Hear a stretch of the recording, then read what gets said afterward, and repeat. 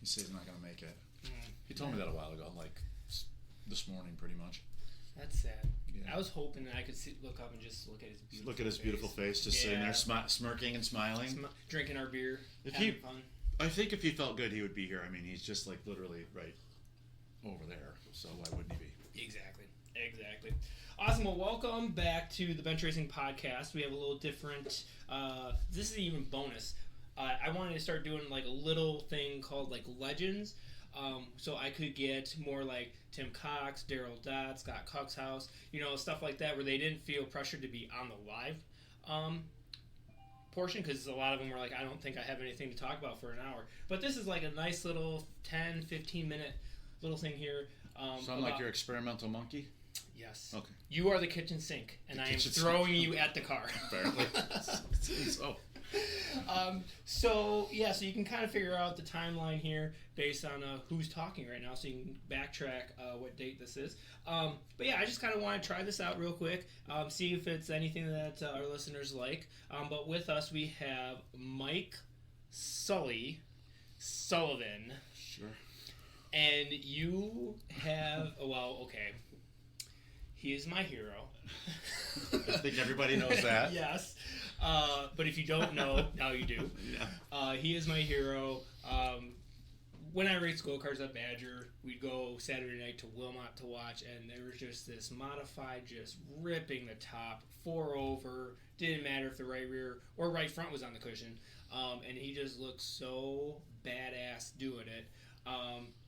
Found out it was Sully. It was fun back then. It's not fun anymore? Oh, no, it's fun. It's just, I don't know.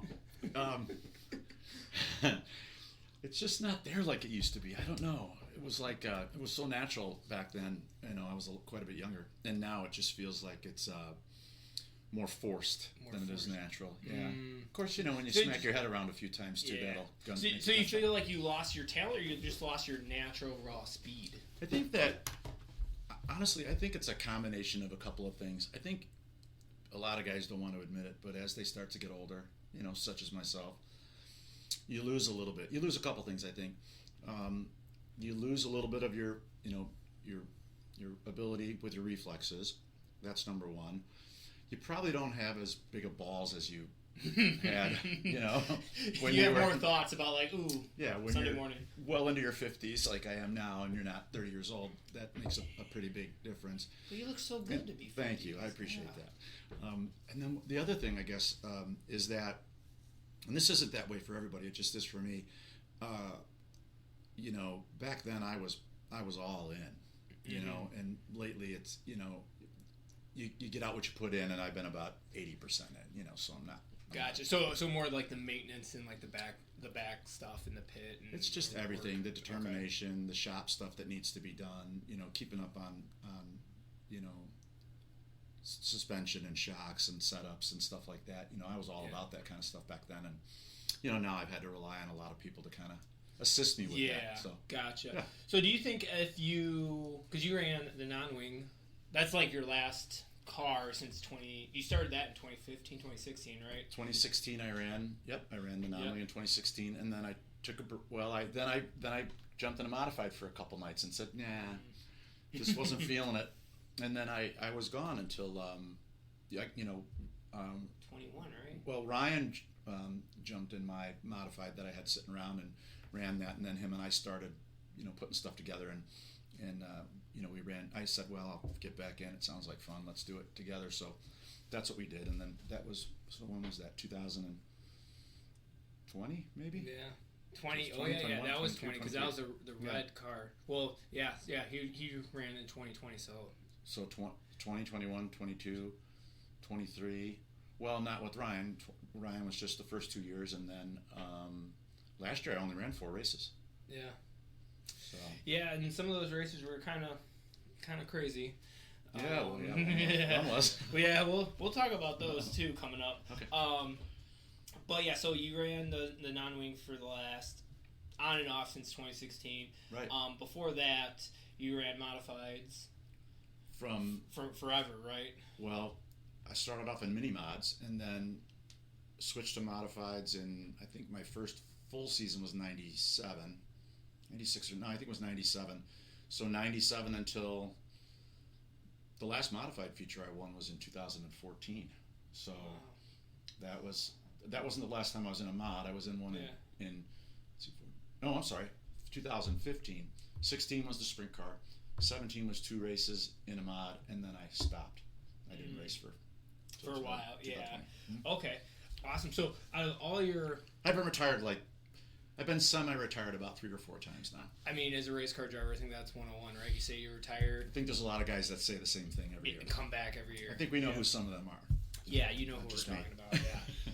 Sometimes I'm like, I just want to quit at the end of the year, but then my wife would be like all excited, so I'm like, don't even. Well, you certainly want to get your wife excited. No, don't get her hopes up. Get her hopes up. I'm like, no, can't say that. But what was your favorite car to drive, or was it? You mean like what year, or favorite chassis, or however you want to answer that.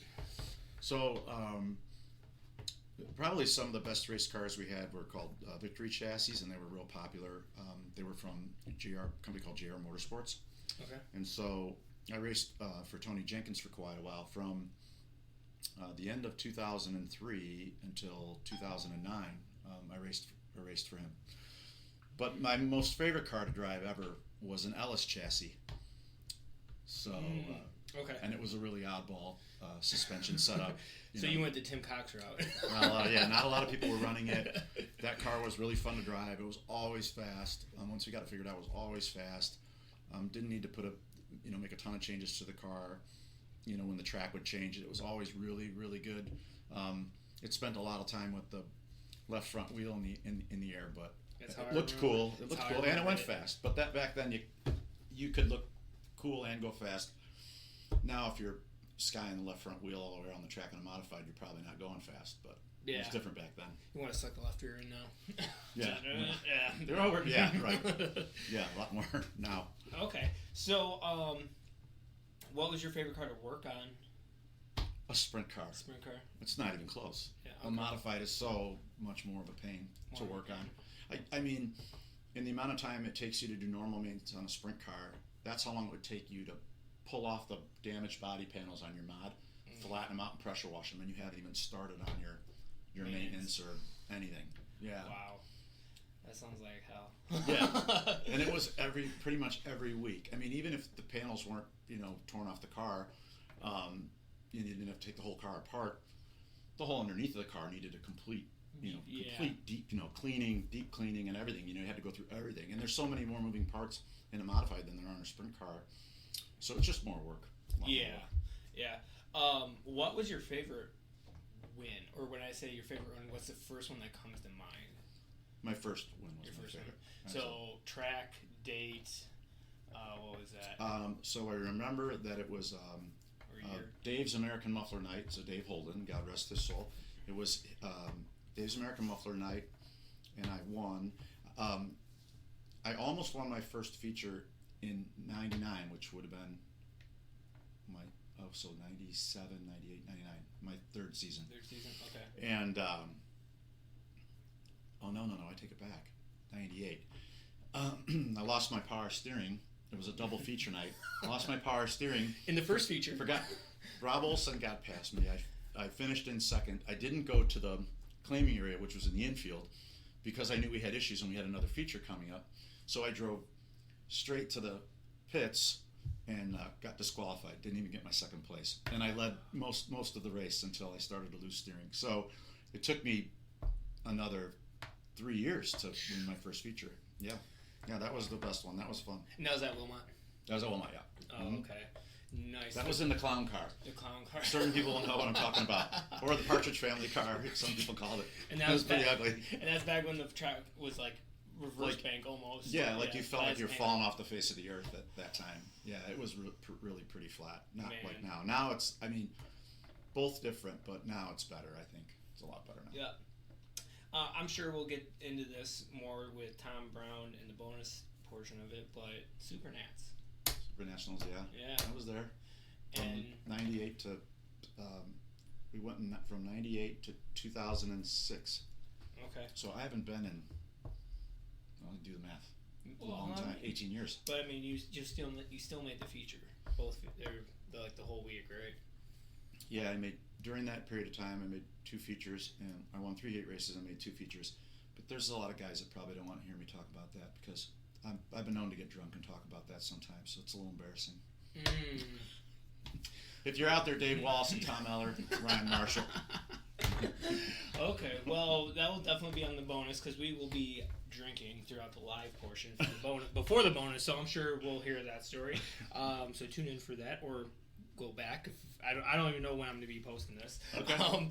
So another thing, you got the good and the ugly with that clown car. Now we're going to talk about the bad a little bit. Yeah. You've had quite a few rides in the non-wing car. I had one bad one in a modified, and I didn't even go over. That was probably worse than several of the sprint car flips that I've had. Okay. But the worst wreck ever was Angel Park in 2016. Yep. I have never been able to race Angel Park the same ever since. And I go there and it's just like, it's like, why bother? Yeah. It's so gun shy, that place. And that sucks too, because you only had 3 laps of competitiveness in the sprint car there. I was really hauling ass for 3 laps. Yeah, you were. Really moving. Yeah, you were. Until I wasn't. Yeah. I just remember sitting in staging and seeing my dad and my brother and like 20 other people jump the wall, and I'm like, that has to be bad if people are just running onto a quote live track. I mean, of course they're yelling red, but like. Yeah, and you guys and Tim Cox pretty much, saved my ass. I mean, all I could see were colors, and I'm not even sure how they let me out of that ambulance. But do you remember how you got home? I talked my way out of it. Yeah. Well, that's good that you remember. Todd Lear's crew chief, and not why can't I remember his name? He drove me home, so I didn't have to drive home. But I remember just going up to the stands afterwards, and all I could see were the colors of cars. I couldn't make out any detail whatsoever. So I mean, I had a concussion for a long time. Yeah. I don't mean weeks. I mean months. Maybe I might even have had a concussion for a year and not even knowing it. Maybe longer. Wow. Yeah, I mean, Angel Park's fun, but it's also wicked fast, deadly fast. Well, and when you're kind of a rookie in a sprint car, and you think that certain torsion bars were really good for you at Wilmot the week before, so you decide to leave them in for Angel Park, and you find out that that setup probably wasn't the right setup to be running when you're trying to run up by the wall where it's really, really heavy. And why? Because the car just left the track. Yeah, just biked. Left the track, just biked, yeah. Yeah, and then I remember Natasha, or Delfer, that's when she was Delfer. Yeah. She came flying down and she's like, look at this crap. I'm like, thanks for showing me that right before I go. Yeah. Like, I don't need to She had it on tape, and then you guys, your whole family, and Tim picked up all the pieces of my car. Mm-hmm. That was the very first time. Loaded it in my trailer. Well, we coffin carried it. That was the very first time I had to coffin carry a sprint car into a trailer, and I'm like, I mean, you're hurt, but you're not hurt, right? But like, I was like, that's still so sad bringing a sprint car into the trailer that way. That was a hard one. Yeah, that was a bad one. Yeah, concrete. Head first into the concrete. Yeah, and when we say head, we're talking like top of the cage first, not head of the halo into the wall, and I think the car was up. Well, I took out the boards. I took out all the boards up there. Yeah. I mean, like you hit so hard that like the rear end came out of the car. So I'm not proud of these things, but and they happen. The rear end came out of the car. The tail tank went over the wall. Yeah. See, midgets aren't the only ones that can do it. No, I'm pretty good at wrecking race cars sometimes. So the one that comes to mind, though, like obviously Angel Park, but for like more of our recent Wisconsin wingless fans and drivers and stuff, I would have to say like your most memorable one would have probably been the one going down the front chute with Tommy Colburn. Yeah. Where you got height. Like that was height. Yeah. That one was, I would say, the most violent wreck that I've ever had, where you would think that would have been the one that would hurt me the most. And it's weird how that works, like the one that looks the worst isn't always the one that hurts you the most. So that one hurt the car a lot more than it hurt me. I mean, that car was junk every which way from Sunday. I mean, everything on that car pretty much was junk. But that's what the car's meant to do, is to take all that energy. So right, but that was a rough one. I mean, and I knew it when it was happening, and then when I went back and watched the tape, I was like, wow, that pretty much looks like how I felt. So that was bad. Yeah, I mean, it was probably sky ground, but it was at night, so it was just black. Yeah. And brown. You're like, I don't know which way's up or down. It's like, oh, ow. So that one was definitely the one that stands out to me. That was a brutal one. And then you only raced 4 times last year. I only raced 4 times last year, yeah. And why was that? We ran okay. Well, I wrecked another car. Oh. You know. Yeah. So we ran pretty good. I think we set fast time, and then I didn't make the right adjustments for the heat race, and I got the car sideways, and instead of just spinning the car out like I should have done, like I should know better, I drove it into that big berm in the center of the track, and it just the way it kind of hopped and went over, it was really weird, and it did a lot more damage than I thought, and then all that water from the radiator just came in through the dash, pouring in through the dash like crazy. I literally thought I was on fire. Yeah, it was hurting that bad on my arm and my leg, and it just kept it wouldn't stop burning. It was the hottest feeling to have boiling water sitting on your the fabric like stuck to your leg. You know? I got out of that car really fast. Yeah. It seemed like it took a half an hour, but when I watched the tape, I was out really fast. Yeah, within 5-6 seconds. It's amazing what happens when you think you're on fire. We can ask Ricky Bobby. No, right. Ricky Bobby. So, I mean, I could see like how you would think that that's fire because like it's liquid. You wouldn't. I didn't even know it was liquid. Yeah, it was like to me, or there was steam, and it happened so fast. I just the first thing that I thought of was, well, I can't see it, so it's got to be alcohol burning, and it wasn't. It just ended up being water, but it still hurt like hell. And that was the last time you drove, or did you drive? I did okay. We had the wing car. Yeah, I won the heat race in the wing car. I didn't do much in the feature, and then another night when a couple other nights we ran the non-wing car. I don't remember. One night I think we had some mechanical issues. I had to start in the back and got about halfway up and had a great race car. Just we didn't have enough laps. We were coming forward. You know how it is when the closer you get to the front, the harder it gets. It's a lot harder up there than it is in the back. Exactly. So just a few times and to put that much work and then to wreck a car. Of course, Tom was my teammate and co-owner, and was up until about an hour and a half ago. I'm sure he's got some announcements coming up. Yes, I mean I see right here on her list. Top secret news from Tom. Yep. Yeah, I know one of them. Now I know two. But yeah, so do you think you'll get back into a car, owning a car? Or do you think driving, or like what? No. What's your future look like? So I've got a lot of pressure not a lot of pressure, I shouldn't say, but I've got some pressure from my family. You've been. You're at your age and you've missed out on so many family things, and I'm starting to realize, that like I'm missing watching my nieces and nephews grow up, and that's kind of a hard thing. Yeah. And my family's a really tight group, and so they do a lot of things together. And if I'm if my entire weekend is dedicated to racing, then I'm not involved. And the next thing I know, my nieces and nephews are off to college, and I don't even know who they are. So I'd like to spend some more time doing family things. Okay. But that doesn't mean I'm not going to be at the track. There's a couple guys at the track that I plan to help out this year. Nice. Okay. They're gonna have Team MSR stickers on their car. I think you might be having one. There's a couple more. Yeah, there's 3. Okay.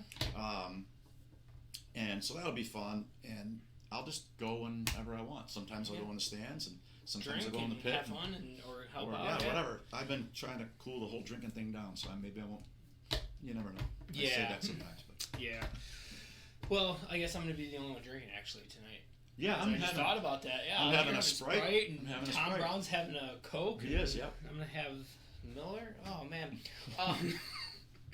So, now let's... Which is hard because, I don't mean to interrupt you, but some of the things I enjoyed the most about racing was the after racing. I mean, the racing was really fun, but then when you're done, you take that, you take a sigh, or you get all of that energy out of your body, Either you had a bad night or you had a great night, you're super pumped or you're kind of frustrated. and then you have a couple beers, you talk to some people, it kind of calms you down. Yeah. You tell some stories. And I always enjoyed that part of it, the social aspect of it. Yeah. You know? So I'll miss that, but I can still when come you're BS there, with you guys when I'm there. So come have a Sprite. We'll make sure we have Sprite. Exactly. It won't always be Sprite. Yeah. I'm not completely done. Oh, you're not completely done. No. Okay. And then the last question I have is I'll call passing the torch. So you're kind of obviously you've done more laps behind you than ahead of you.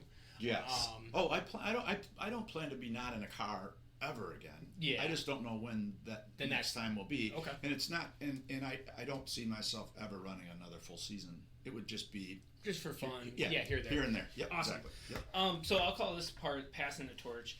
So you're in my eyes, and I'm sure not just my eyes. There's probably a few other eyes. You're my young hero. Oh, my young hero! Stop it! Now you're making me blush. I'm glad this is audio. You have as much experience. You don't. But like Ryan, is one of my best friend's son, and he has about as many years experience in a race car as I do. Yeah. He started when I was like 4. Yeah. And I started when I was 29. Yeah. But I hey, got at least my you first race started. car at 29. Yeah. At least you're racing at 29. Mm-hmm. So who? It doesn't matter if it's wingless, modifieds, lightning sprint, whatever class. Which young driver? And I'll preface 25 or under. So like one of the pretty young. Who is on my radar? On your radar, there you're like they actually are probably going to be really good. Well, I mean, Tyler Cuxhouse is the first one that pops into my head. It's just because he's been able to get to a certain level quickly, and so that indicates to me that and at his age that he's not going to level off. That he's probably going to keep getting better. Yeah. So excuse me. He's someone that I think has a lot of talent. Excuse me. I don't know Eric Wilkie very well or how old he is, but he's gotten a lot better. Yeah. And I think that he runs really, really well. Bryce, I think, last year, or the year before, Andrews was getting kind of a bad rap. There's been some nights where he's been run real good, especially in qualifying. I mean, I think he's got the track record. He does have the track record. Yeah, and so real quickly, because you brought up Bryce Andrews. Yeah. This year, in a certain scenario, I think he can win a feature this year. Bryce. Oh, I 100%.